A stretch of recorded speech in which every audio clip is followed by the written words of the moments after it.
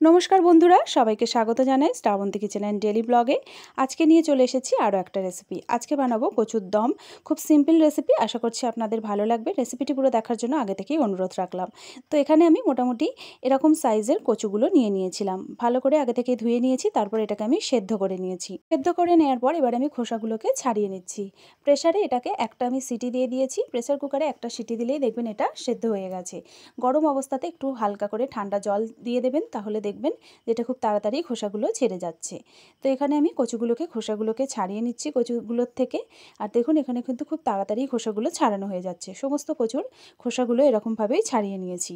এরপরে একটু বড় সাইজের কচুগুলোকে আমি একটু টুকরো করে কেটে নিয়েছিলাম। ছোট সাইজের কচুগুলোকে দুটো করে টুকরো করেছি, আর বড় সাইজের কচুগুলোকে এখানে আমি তিনটে করে টুকরো করে নিয়েছি।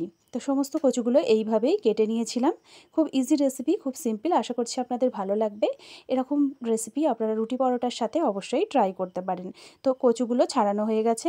এবারে আমি একটা মশলা বানিয়ে নেব। নিয়ে নিয়েছি জিরে গুঁড়ো, দিয়ে দিচ্ছি একটু ধনে গুঁড়ো, দিয়ে দেব পরিমাণ মতো হলুদের গুঁড়ো, আর দিয়ে দিচ্ছি একটু সামান্য লঙ্কার গুঁড়ো। যে যেরকম ঝাল খেতে পছন্দ করেন সেই অনুযায়ী এখানে লঙ্কার গুঁড়োটা ব্যবহার করবেন। তো সমস্ত মশলাগুলোকে একটু জল দিয়ে আমি এবারে মিশিয়ে নেব। এখানে কিন্তু একেবারে পরিমাণ মতো মশলাটাকে রেডি করে নেবেন, কারণ এরপরে কিন্তু আর লঙ্কা হলুদের আলাদা করে আমি ব্যবহার করব না তরকারির মধ্যে। তো এখানে মশলাটা একদম রেডি করে নিয়েছি। এবারে কড়াতে দিয়ে দিচ্ছি আমি সাদা তেল। এখানে সাদা তেল দিচ্ছি, আপনারা চাইলে সর্ষের তেলের ব্যবহারও করতে পারেন।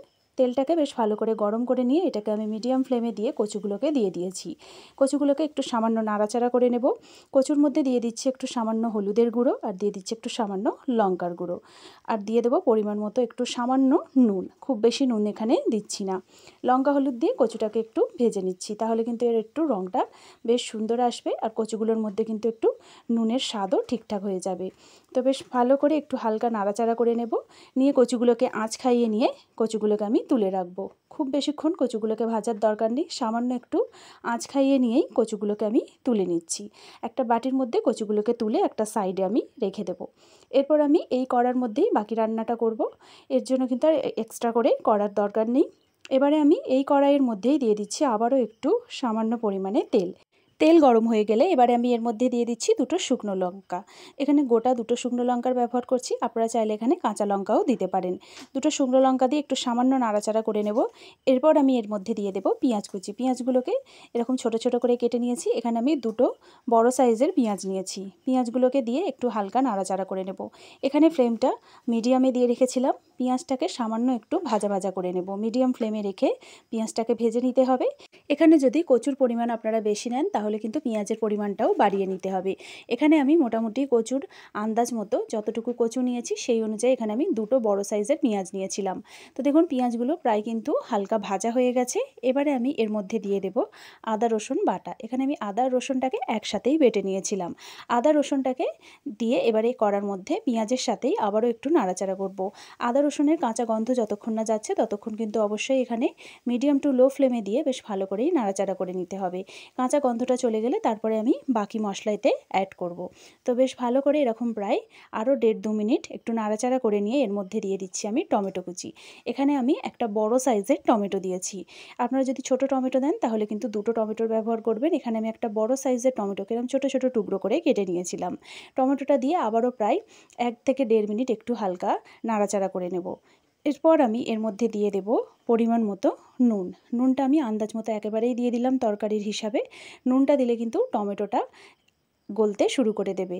নুনটা আপনারা অবশ্যই দেওয়ার সময় একটু খেয়াল করে দেবেন, কারণ কচু ভাজার সময় কিন্তু সামান্য একটু নুন দিয়ে দিয়েছিলাম। তো হালকা নাড়াচাড়া করার পর এরপর আমি দিয়ে দিলাম যে মশলাটা আমি এখানে রেডি করে রেখেছিলাম। এরপরে বাটির মধ্যে সামান্য একটু জল দিয়ে মশলা ধোয়া জলও আমি এর মধ্যে দিয়ে দিলাম।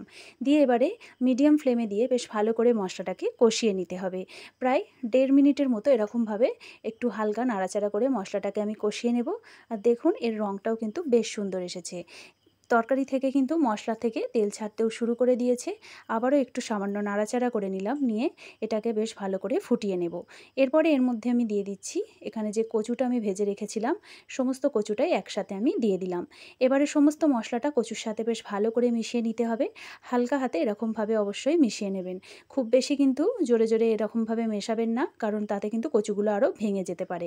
আর কচুগুলো কিন্তু সম্পূর্ণ সেদ্ধ হয়েই আছে আগে থেকে। তো বেশ ভালো করে মশলার সাথে কচুটাকে মিক্স করে নেওয়া হয়ে গেছে। এবারে আমি এর মধ্যে দিয়ে দেব জল। এখানে আমি পরিমাণ মতো জল দিয়ে দিচ্ছি। খুব বেশি জল দেব না, এটা কিন্তু একটু মাখা মাখা গ্রেভি হবে। সেজন্য এখানে মোটামুটি আন্দাজ মতো একটা ছোট বাটির মাপে এখানে 1 বাটি আমি জল দিয়ে দিয়েছি। তো বেশ ভালো করে সমস্ত উপকরণগুলোকে একসাথে মিক্স করে দিলাম। তো এবারে মিডিয়াম টু লো ফ্লেমে এটাকে একটু ফুটতে দেব। প্রায় আরও 1 থেকে 1.5 মিনিটের মতো এটাকে আমি মিডিয়াম ফ্লেমে ফুটতে দিয়েছিলাম। তো দেখুন এটা বেশ সুন্দর ফুটে উঠেছে আর বেশ রঙটাও সুন্দর এসেছে। এবারে আমি ওপর থেকে ছড়িয়ে দিলাম পরিমাণ মতো গরম মশলার গুঁড়ো। গরম মশলার গুঁড়ো দিয়ে এরপরে আমি এটাকে আবারও একটু মিক্স করে দিচ্ছি। এটার গ্রেভিটাও দেখুন বেশ সুন্দর এসেছে। রুটি পরোটার সাথে এটা কিন্তু খেতে ভীষণ ভালো লাগে। আপনারা অবশ্যই বাড়িতে এটা ট্রাই করুন, এরকম কচুর দম রেসিপি। আশা করছি আপনাদের ভালো লাগবে। রেসিপিটি কেমন লাগলো অবশ্যই কমেন্ট বক্সে জানাবেন। ভালো লাগলে লাইক করবেন। এরকম রেসিপি দেখতে চাইলে চ্যানেলটিকে সাবস্ক্রাইব করবেন আর পাশে থাকা বেল আইকনটি অবশ্যই প্রেস করবেন। থ্যাংক ইউ সো মাচ বন্ধুরা রেসিপিটি পুরো দেখার জন্য। আপনারাও বাড়িতে রেসিপিটি অবশ্যই বানিয়ে দেখুন।